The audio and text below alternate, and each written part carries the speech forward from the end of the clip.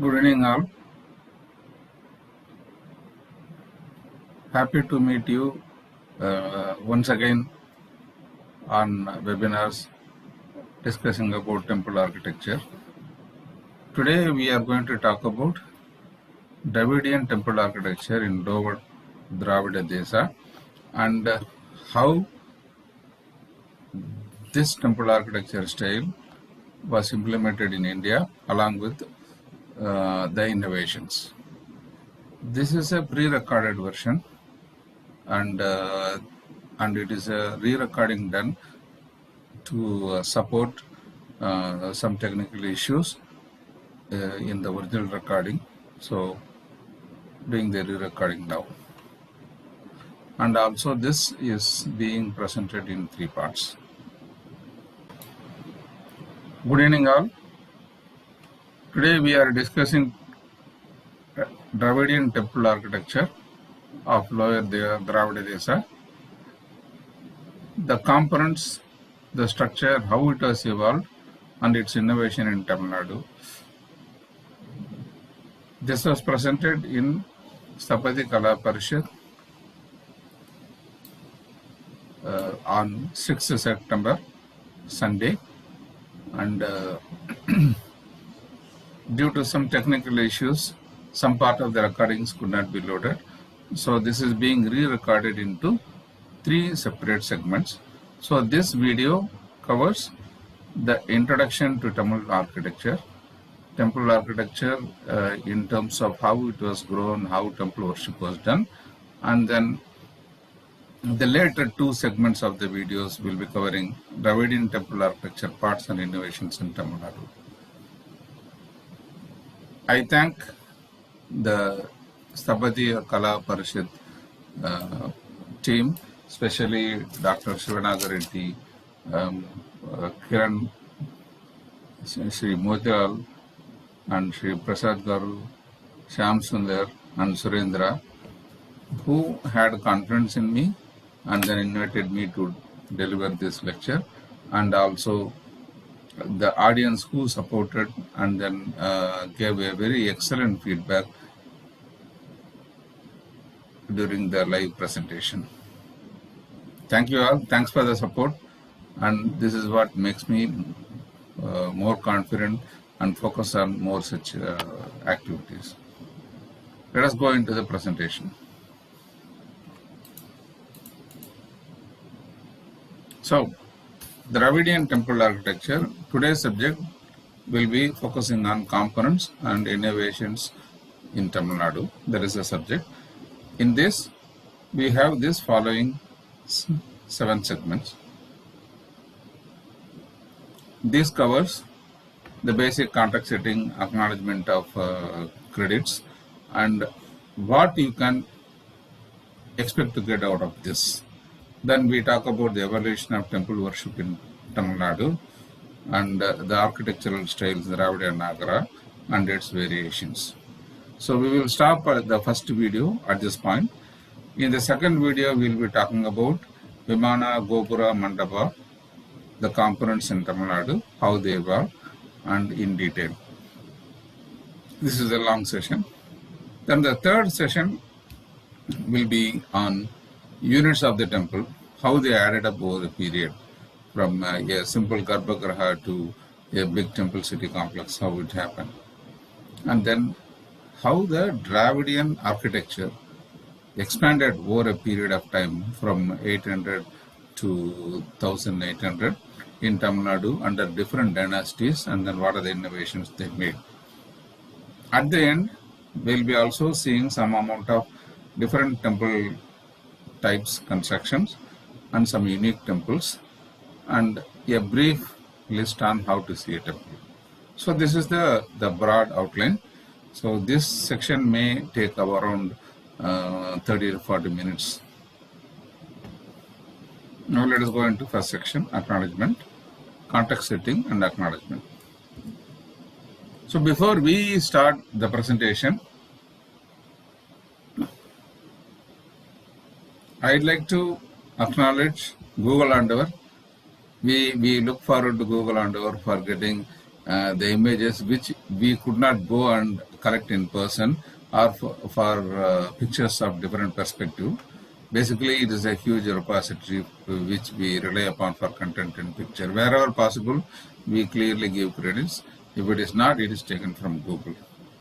The Wikipedia Pujari makes nice work in terms of collating this. For example, Nayaka temples means there is a nice Wikipedia site which we can relate to a certain extent. What is more interesting is the reference points, which points to a lot of detailed documents and how they inferred upon it. This gives a lot of value. And for images, there are some specific contributors. Latitude image for non-profit use, the Skyview drone images, and excellent photographers like Arvind Venkataragam, Kevin Sandage, and then very good collection from VMAS website. So these are the normal images, and any extraordinary images which I am taking, I am giving credit in this. In terms of book, for the design concept and other things, I have relied on some of the designs and then pictures that are available in Temple Architecture of India by Adam Hardy. That is a primary source. And for in terms of documentation and description, many of this, I have relied upon the Encyclopedia of Indian Temple Architecture by Michael Mazur and M.A. Daki. That is a huge repository, and it takes such a long time to go through, and every word is a treasure. What I have conveyed here is an extract from this content, and this is also experience based on my association with the Tamil Heritage Trust. I learned a lot of things by attending the site seminars to Tanjai, Orissa, Sanchi and Badami, where we invest around 6 months of time for each to study about the monument in detail, come up with a guidebook and go to the site and see the monuments in detail. The major contribution for the presentation is Professor Shankaranarayan's presentations and his articles and talk on temple architecture. These have helped me in collating this, and based on this, I am also coming up with a small book on my experiences and my understanding as a practical handbook for temple architecture, Dravidian temple architecture for beginners.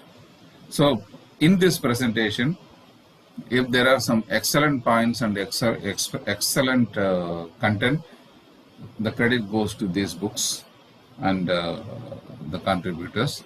And if there is some major mistakes as well, this might be primarily due to my lack of understanding of this one. Feel free to give your feedback and suggestions to improve this. Now, I presume that the presentation audience who are looking into this understand English and understand the basics of Hinduism, God, temples, and basic idea of Tamil Nadu dynasties. So I am not going to talk about these areas in this presentation. So the coverage of this is temple evolution and the different styles and the units of the temple, what are the components of Vimana, Mandavas, and then how the dynasties have supported the evolution over the years. So by going through this presentation, this series of 3 presentations, you will be able to identify the types of Indian tiles like Dravida, Nagara, and then Vesara, and then shapes of Vimanas, shapes of Shikaras, and then how the temple units grow and the timelines, and what are the component names. And when you go to a temple, which dynasty has contributed to which area of this temple. So this is what you will be able to get once you go through this 3 sets of presentations in detail. Further reading, Adam Hardy books, Michael Mazur, and then the key books, and Kalai Selvangal by Dr. Nagasamy, and Kovil Kattida Kalai by Kodavayil Balasubramanian sir. In addition, there is a living reference here in this presentation in the Sabadi Kala Parishad, Dr. Shivanagareddy, who has written a lot of books on temple architecture, how restructuring is done and other things, and he is a living reference on this. So this is how you can expand. Once you are able to identify and appreciate this, this is how you can expand your knowledge on this. Before we go to the actual temple architecture discussion, when we talk about a movie in a TV, so there is a brief mention about the sponsor who is going to show this, and then we talk more about the directors, creators, and the actors, and then the story part. But when it comes to the temples, we always talk about the sponsor kings, but not the creators. My pranams to the Shilpis, the Vishwakarmas, who made the Devalayas and the abode of God. Being a Vishwakarma is not an easy job, a simple diploma or simple study. It doesn't make you a Vishwakarma Shilpi. This requires fairly an extensive amount of skills in multiple areas, like facial expressions you need to know, and then Talamana system, measurements, body language, ornaments, dresses, dance mudras, karnas in Bharatanatyam, strong knowledge in structural engineering to handle the load bearing and other areas, geology to understand the rock types, metallurgy to select and then forge the right kind of tools, knowledge of zoology to understand the animal parts, and then leaping lion and then crouching tiger, this kind of fun thing, how their thighs look like, how their paws look like. All these are a part of the Shilpi tradition. Chemistry, paints, colors, bonding material.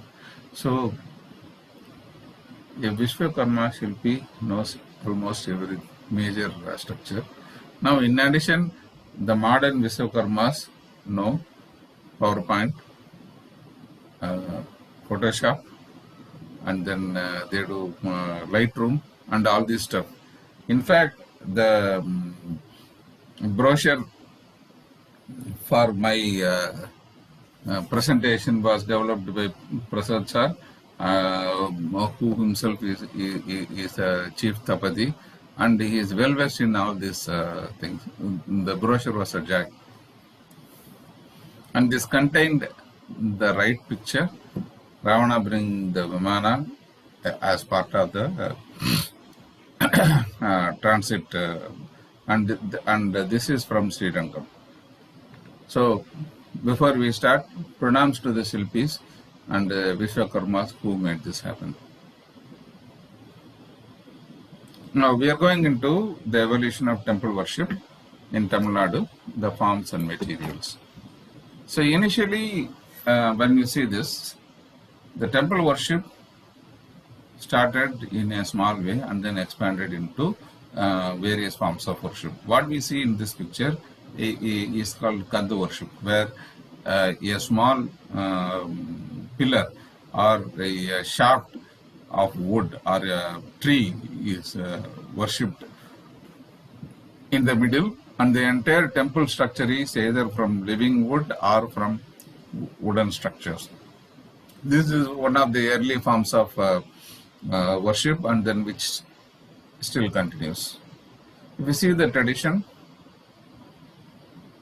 early man did nature worship, and then sun, moon, river, ocean, everything which he could see huge and then which he had no control, he was worshipping. And from there, after invention of weapons become powerful. Whoever is having the weapons became king or the leader, and then they started worshipping the weapons. And from there, the next natural thing is when they are residing in the caves, one part of the cave is marked for keeping the weapons, and then they started worshipping the weapons there, along with their deceased persons. and then the elders of the clan. As these people moved into plains and then got settled in plains, there are no caves. So what comes next is the friendly neighborhood tree along with the local village tank. So this became a popular place to meet, and that is where the idols and other worship were there. So your Pillayar under the tree is not a very recent invention. It is there from BC, old times. Then as they started building structures, so they also started developing temples, and the temples were built with wood, mortar, brick, and the structure, and then there were multiple tiers. There were rules, regulations, and then styles, agamas for doing the structure, and that was in wood and mortar. But why do we see this now? We don't see any of these such temples even now, except the caves. This is so because your wood and mortar and brick has got a lifetime of around 150 to 2 years, and after that they become brittle or they get destroyed. So possibly many of these got destroyed or rebuilt and then restructured.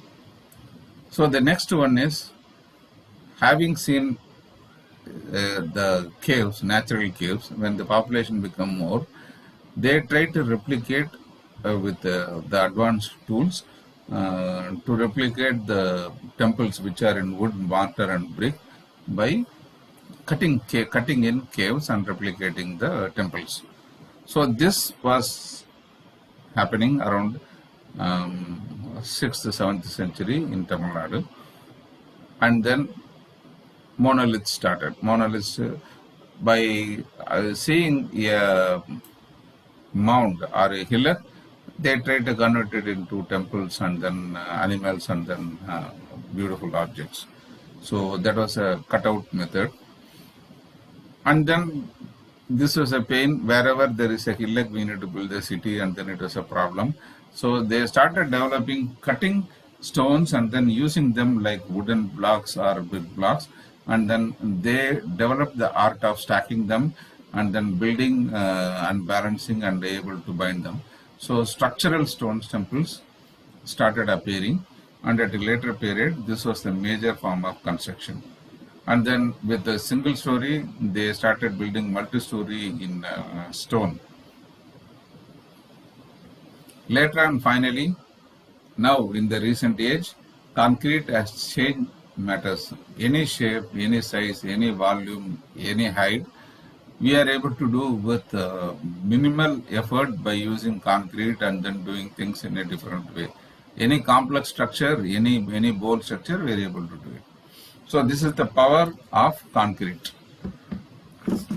If you see this, what are the temples we are seeing now, as of now, is only from this. We don't see any of the wood and mortar and brick temples because everything has been either destroyed or restructured into either as a structured stone temples, or many of them may be converted into concrete temples also.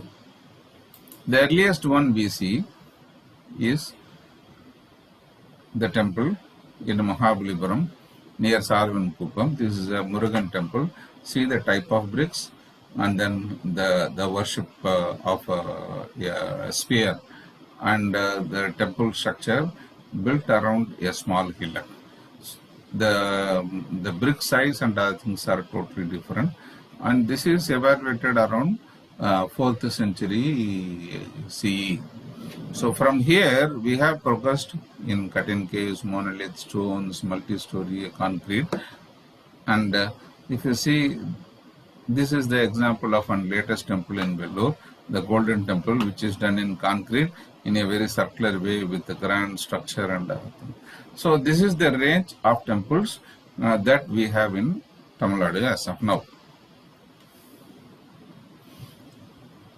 Now next step we are going to see the architectural styles, how architectural styles develop, and the three major variations and how we are going to see the development of this. So this is one of the earlier forms of temples, the Toda temple in Nilgiris. So see the simple structure and see a man height will be this much, and he needs to literally crawl and go there and then worship. See the shape. This is one of the earlier known shapes, the Kudu shapes known to man, and this is the temple. This is the shape which is being used extensively in temples as the Sala, Salakara Vimana, or in our Gopuram tops.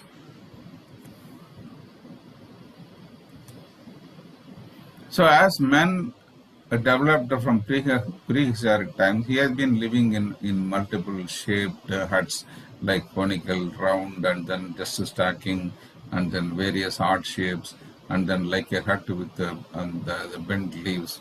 So all these shapes were there in his mind. And then when he started the basic single cell or basic temples, these were the shapes he was trying to do. So the basic shapes were a square plan. When you look at this structure, basically we need to look at three things like a human, the base, and the top. So one of the basic form was square plan with a layered top. The other one, the square plan with a bulbous top. Third option, again square plan with a polygon on top. And here now coming to a difference. This is an absolute type. This is a remnant of conversion from Buddhist time, where extensively cut-in temples were used. So when you cut in into the cave, the last one, instead of making a square, they make it as a little circular so that the perambulatory path around the stupa is there. So this design got evolved, and then it continued in many of the later period Hindu temples also. So the other point is the rectangular base with a salavagam, like the Toda temple which we saw earlier. So these are the basic shapes which were there in the single cell and the simple temples. Now, if you see this simple temples, single cell temples, you can visualize this as a human body. It has got six. You can split them into 6 components. Similarly, you can compare that to a house. Now, this is my earlier house where I was living, and you can compare it to a temple. So in all these 3, the components are same, the logic, and then you can visualize both as equivalent of a human body. Let us see how this setup works. The base, the legs are the base. It is called Adhisthana. Here this is the base and this is the base. And the next one is the knees. Here it is called the wall or the bitti. Here you are getting the wall part. And after that, you are getting the shoulder.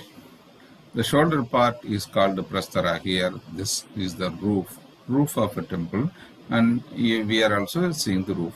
The interesting part of the roof is that slope, or called kapota, which ensures that there is some shade, and then any rainwater doesn't fall inside and it falls away from this.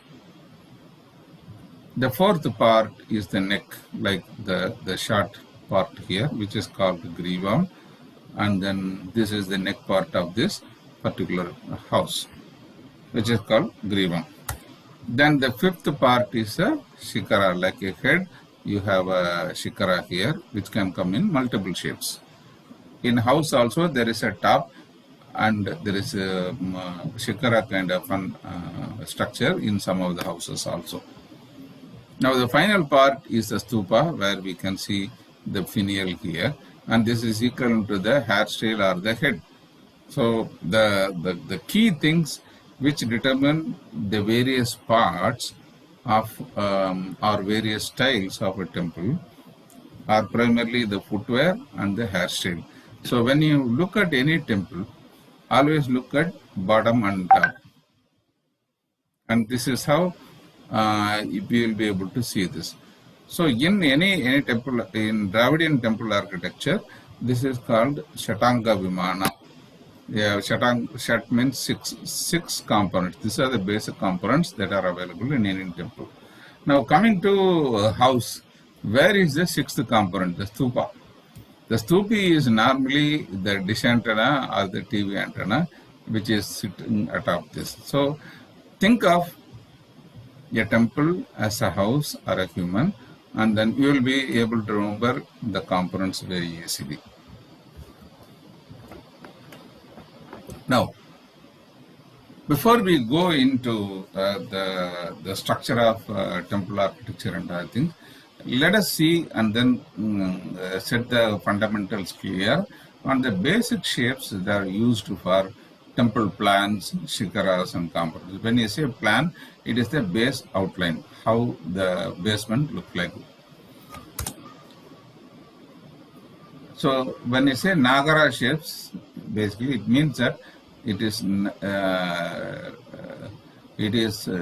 originated and it is predominantly used in northern India countries. Don't go by the region. This is the name given for shapes. So this is Nagara shape. Normally is square and rectangular, and the square temple will look like this with this, and then with an entrance. And a rectangular temple plan will look like this. So normally this is meant for Vishnu, Sayana Vishnu, and this is the most popular temple form. When it comes to Dravida style, whenever the shapes are hexagon or octagon, people say that it is Dravida shape. But again, we don't see many temples where the base plan is hexagon or octagon, but most of the shikaras and grivas are in this format. Vesara is a mix of Dravida and Nagara, and then it comes in different shapes. So circle, ellipse, apsidal are called as Vesara shapes. So in Tamil Nadu, there are a lot of temples with apsidal format. This is a rectangle plus half circle, and particularly in Tondamandalam region around Chennai, Kanjipuram, Mahabalipuram, there are a lot of temples which are apsidal. So in our presentation, we are going to see again repeatedly only these 6 shapes and the variations of that. Then, when we had this single cell temples, and when people wanted to make bigger and bigger, a small temple, you cannot make it as a very tall because the balance, center of gravity and other things. So it has to be the broad base also need to be added. Instead of just blindly expanding the base, they try to expand it in a more artistic way. When you talk about Dravida style, which is a South India style, we have a square base, a pyramidal roof with multiple tiers, and a mini temple which are stacked together. This is how it is. We have a square base and then pyramidal roof and with multiple tiers or haras. These haras constitute of different small temples. One is a square type, other one is a rectangle type, and in between this is a apsidal type. So you have a combination of this and you build multiple components in a vertical way. So this is horizontal stacking in a way.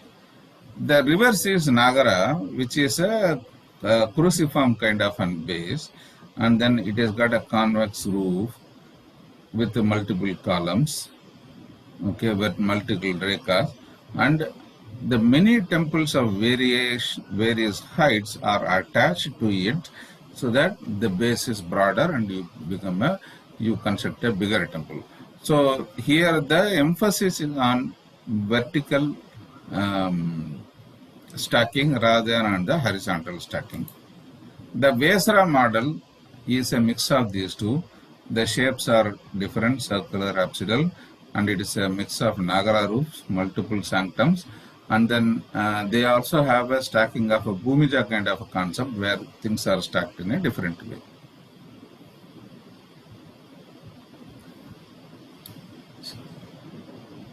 So if you see this is the five shapes which we saw earlier for the single cell simple temples. Okay, when the temples become complex and then they are big and then they are tall, around 7th, 8th centuries. So a simple form like this won't be looking good. So people started a lot of innovation and designs. And then one of the innovation in the square plan is this layer becomes more layers, more curved corners, more layers, and there is a central line. And this is called the Vamsana style in the Nagara. The square plan Amalaka extended, and between this Amalaka and the base, they added lot of layers, but these layers were added vertically. Okay, more columns, and then it became big. This is the basic form of Nagara style, which is called the Latina style. Then this form, this absidal form of a Sala wagon thing, it got extended. Instead of just having a wagon, it also developed a lot of layers in between, like Dravida Vimana, and this style is called Vallabhi, and this is typically used for Sakta kind of temples. The third one, a simple square thing extended into a Dravida style, where many temples were stacked in haras, and then multiple haras on a square plan. So this is how the temples got big around the 8th, 9th century in a varieties of layers, and then the size and the base grow enormously. This is the first generation forms.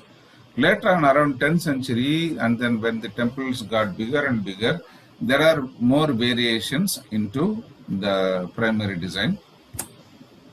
So instead of having a flat layer, they Samvarana style created. Instead of having a flat layer, they started giving diamond shape of layers, clusters sloped around on 4 shapes. This is called Samvarana in Nagara, and this is normally the default for roof of any mandabas.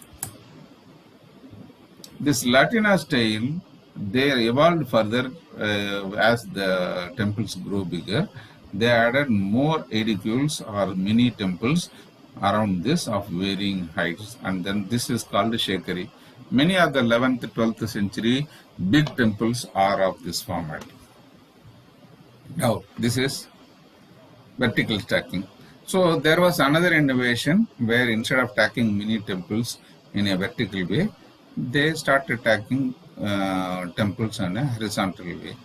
So this horizontal stacking were in a vertical line and also in rekas. This is called Bhumija style, and then mostly these kind of temples are in available in middle part of India. Now in Karnataka and Vesara and other areas, the Vesara temples got innovated.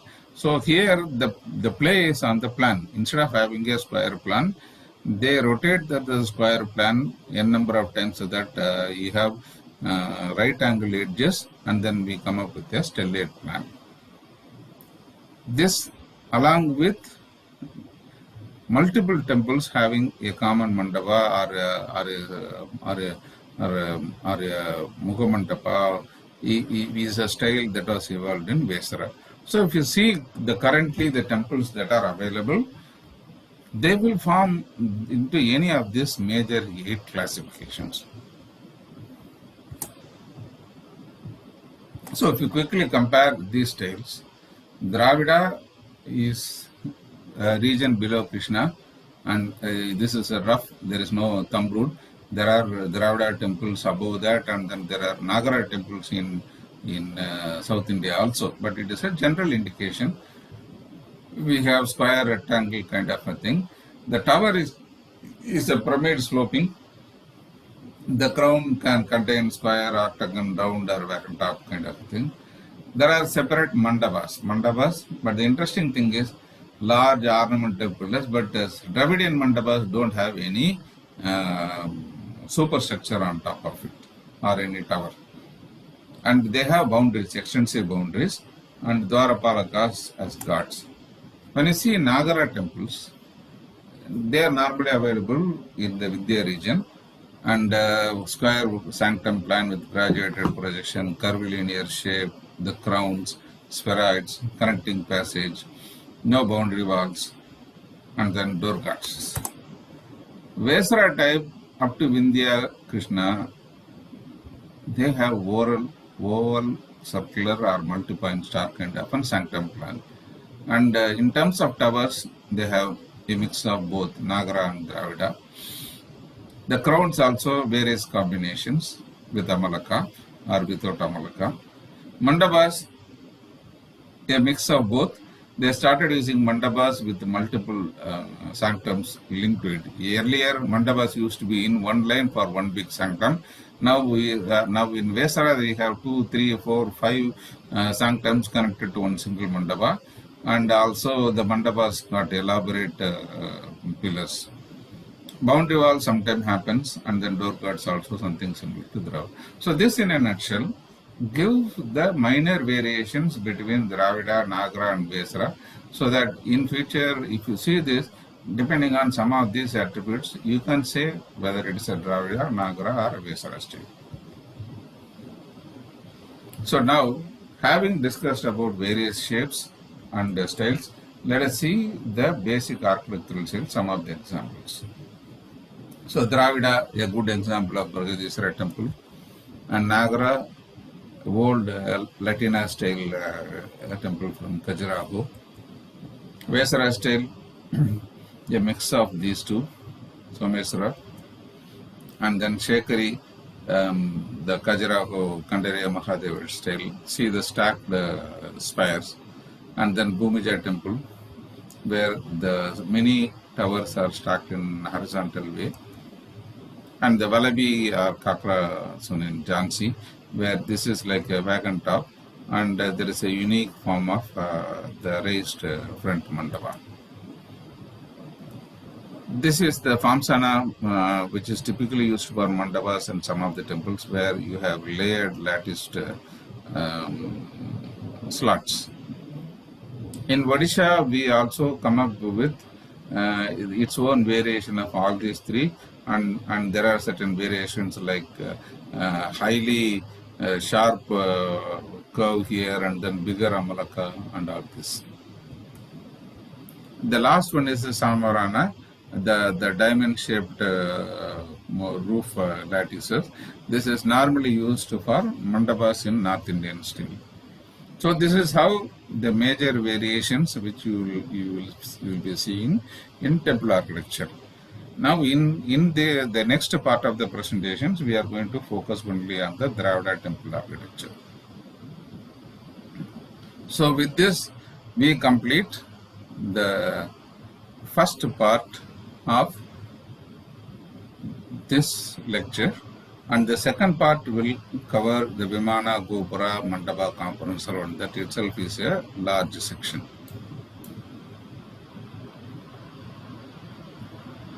So till we meet in the part 2 of this, thank you and bye again. If you have any doubts or classifications, you can contact me at these details in mobile, email or Facebook, or in my YouTube channels. Thank you.